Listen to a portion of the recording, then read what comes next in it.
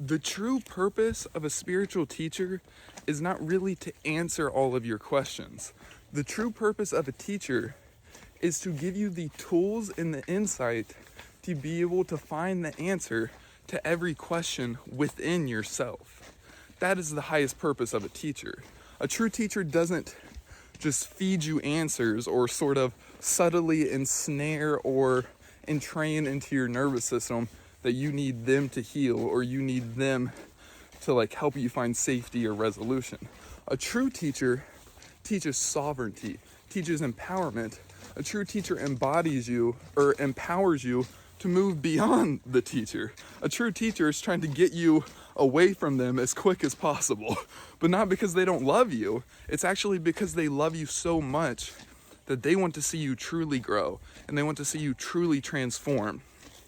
And this is the exact same difference as when Jesus talks about teaching a man to fish versus giving a man a fish. You don't want to just be giving people fish, and you don't want a teacher which is just giving you conditional peace or conditional safety or nice like sounding videos or nice sounding answers.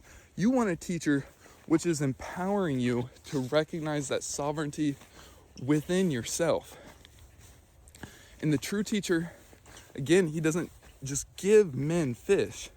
He teaches man how to fish from that eternal primordial well, which is the source of all answers, of all resolution, of all miracles, of all peace. And that eternal primordial well is your divine nature.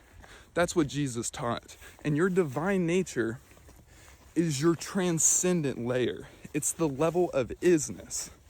And this is why the purpose of the teacher is not really to answer the question. It's to teach you the underlying mechanisms and structures, the energetic structures of questioning itself, so that you don't even have to meet the question on the level of the question. You can transcend it. You can get to the sort of code of the game itself, and then you can instantly be the answer. You don't have to find the answer because you are the answer, because that's the mind's eternal problem. The mind is eternally searching for something which it can never find. And that's the problem with the questions. The questions, the ultimate answer to every question is not on the level of questions. The ultimate answer to every question is on that transcendent level, on that causal level, which is our true nature. That's our transcendent divine nature. And from there, that's the return to the Garden of Eden. That's why leaving the Garden of Eden is when you bite the bait of the serpent and you eat of the tree of knowledge. To eat of the tree of knowledge is to go into the questioning and the answering. But as long as you're in that, that's the hypnotic pendulum of the dualistic mind. That's the hypnotic pendulum of the demiurge. And as long as you're swinging back and forth on that, you will never find permanent resolution and safety and peace and answers to your questions. Because the nature of the lower mind is that it's insatiable. It's never satisfied. It will eternally come up with more questions because it's the snake with its tail in its mouth. That's the wheel of karma. And so the mind can never understand that what it's looking for transcends the mind, because the mind can't see it. So the mind inherently doesn't trust it. But that's where the idea of having blind faith comes in. But you don't actually have to have blind faith. This isn't something that you believe in. Faith is not really believing. Faith is knowing. And if you're watching this video, you already know this on some level. You've almost certainly experienced that isness, that flowing isness, or effortless impersonal being, or the I am state, or pure consciousness. All of these are the exact same thing. It's that transcendent neutrality. It's being the screen instead of the content on the screen. But whether you're the screen or the content on the screen, it doesn't necessarily immediately change the content on the screen. It's just the switch to isness. And on that level of isness, that's the ultimate answer to every question, because the root of a question, of a feeling of lack, of the feeling that there is something missing, and so there's something that I need to figure out, the root of that is in that root sense of separation. It's in that root sense of lack. It's in that perpetual cycle of looking for something which the mind can never find. But the way that you step out of that cycle isn't in trying to push or pull on the cycle. It's in transcending the cycle by being the isness. And from the isness, that's your true nature. That's the return to the Garden of Eden.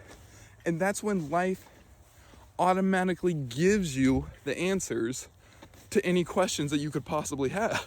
But it's paradoxical, because from the isness, from that transcendent neutrality, you're not even really looking for the answer. There can still be a question. There can still be an inspired question or a non-inspired question. There can be a question which comes from fear and lack. But the way that you dissolve that question and you transmute the energy, and then therefore manifest the perfect resolution to that question, is by transmuting that energy, dissolving that sense of lack through this transcendent neutrality, this isness. And that's when life just guides you to the perfect answer. And because the thing is, the mind never really understands what it's looking for. Even if the mind gets the right answer, a lot of the times the right answer and the wrong timing is the wrong answer. It's not even the answer to the question, or even it could be the right answer, but it's formulated in the wrong way, or it's formulated in a way which triggers the mind, and then even then the right answer won't land. Like, what the mind is looking for, it doesn't really get it on the level of the mind. That's not to say that you can't get new knowledge and new insights which answer the questions. But the key is, you're not going to get it by trying to subtly make that happen. You're not going to get it by having resistance and fighting with life. You get it by being that isness, that transcendent neutrality, by being in alignment with your true nature. From there, that's when you actually, a lot of the times, what you thought was your question wasn't even actually your question. A lot of the times you think you have a question about one thing, but you weren't even aware of the fact that deep down it actually had to do with another thing. But the key is, the mind would never be aware of that. The mind would never be able to have that level of clarity and depth and richness to ever really fully satisfy a question. But the infinite being does. The infinite being, when you're living from that flowing isness, and you actually transmute the energy, you transmute the energy of the question, rather than trying to solve the question with some sort of outer savior or some sort of outer answer. Rather than trying to solve it on that level, when you transcend it, that's when you actually create space for the energy to begin to flow again. And so you, instead of perpetuating that hypnotic pendulum, that dualistic pendulum, instead of perpetuating that, you neutralize that pendulum by transcending it. And that's when you get the best possible answer to the question. Because you were never even... The thing is, you're not even really looking for the question. The question is just a symbol for the underlying resolution in wisdom and knowing. Because that's what you're looking for. You're not looking for conceptual knowledge. You're looking for embodied knowing. Knowing is different than knowledge. And it's knowing is the same as understanding. And it's the same as feeling. Understanding, knowing, and feeling, these are experiences of the body of wisdom. These are not experiences of the mental body or the emotional body. To know something, to understand something, to feel something is to experience something. You can have knowledge about eating an apple, but you will never know what it's like to eat an apple until you eat an apple. And you can have the conceptual logic that something is true, but you will never truly understand that conceptual logic. You will never understand what that conceptual logic is pointing to in an embodied way until you have experienced that which it is pointing to. That's understanding, is experiencing. And it's the same with feeling. It's like you can feel an emotion, but you cannot emotion a feel. Like, feelings are not emotions. Feelings are the experience of something. It's like you don't need, even if you didn't have emotions, as long as you're experiencing anything, even if you're an astral being or you're a bliss being or you're a physical being or any type of being, if you are alive in any form and there is consciousness, there is feelings, there is knowings, and there is understandings, because these are part of the primordial substance of experience itself. It's like, to feel the experience of a thought is to experience a thought. Like, the feeling of a thought is the experience of a thought. The feeling of an apple is the experience of an apple.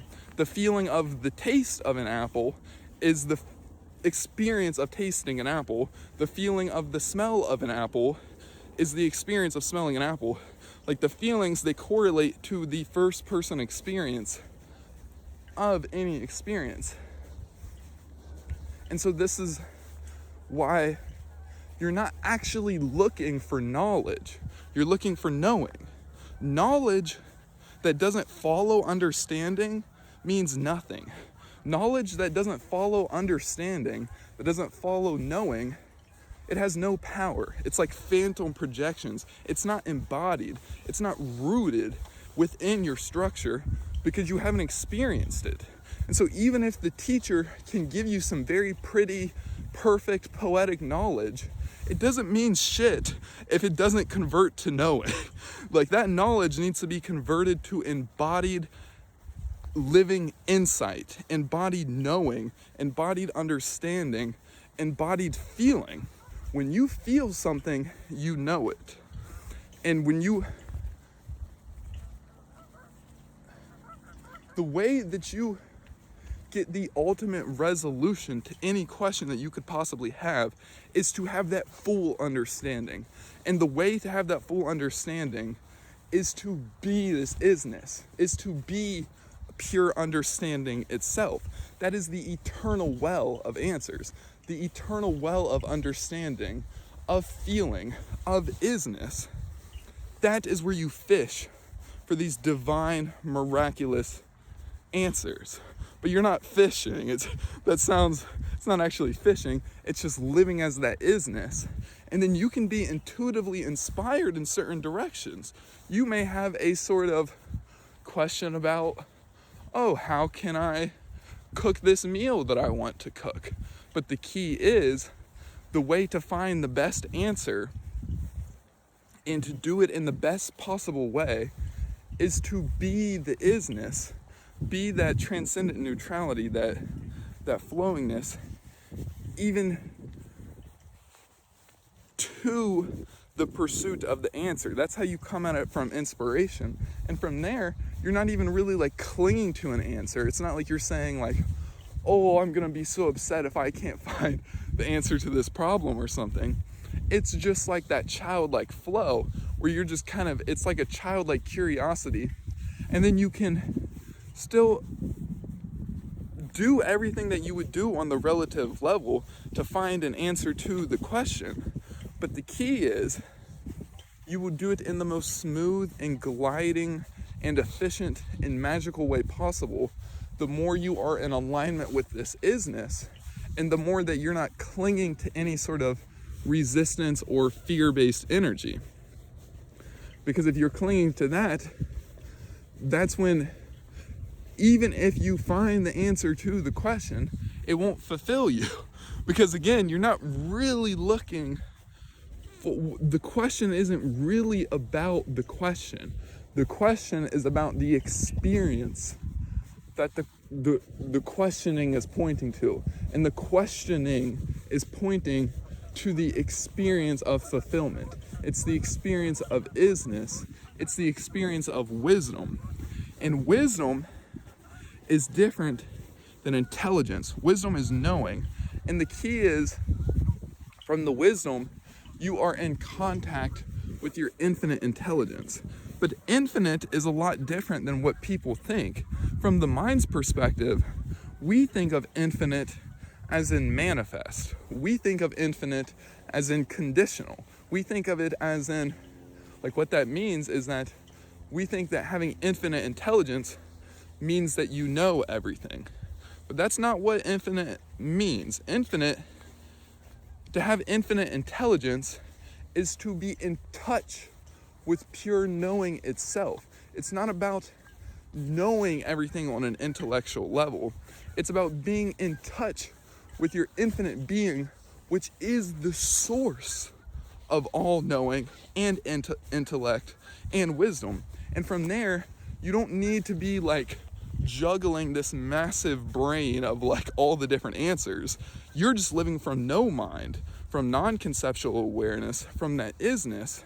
But no mind it's not really no mind, it's transcending the mind. It's that it's living as that isness, which is the primordial substance of the mind and of the emotions and of the physical world, because that isness, the infinite intelligence, the infinite being, that's the screen. It's like if life is the content and the forms on the screen, the isness, the infiniteness, the unconditionalness is the screen. And as the screen doesn't need to be playing or conceptualizing about all the answers, because the screen is just pure potentiality itself. The screen doesn't even need to think about the answers, because the screen is the screen. The screen is the underlying substance. And as that isness, that's when you just intuitively do the things and you have the insights and the intuitions which are the perfect answer, which lead to the perfect resolution, and which solve things in such a better way than the mind could ever conceptualize. Because that's the thing. That's like when you're in alignment with that isness, that's like when you're looking up that cooking recipe, but then as you're looking it up, you remember, like, the way the isness works is it's so magical and mysterious. It gives you outcomes that are so much better than what you ever think it's gonna be.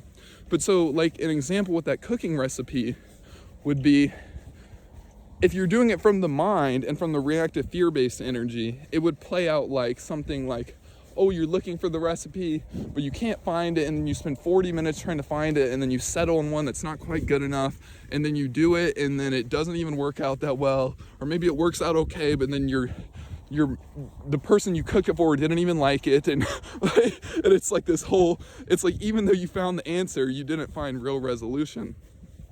But then when you're moving from that flowing isness, from that non-reactivity, when you're just being the screen, that transcendent neutrality, that's when you can follow the inspiration to look for the answer to the question.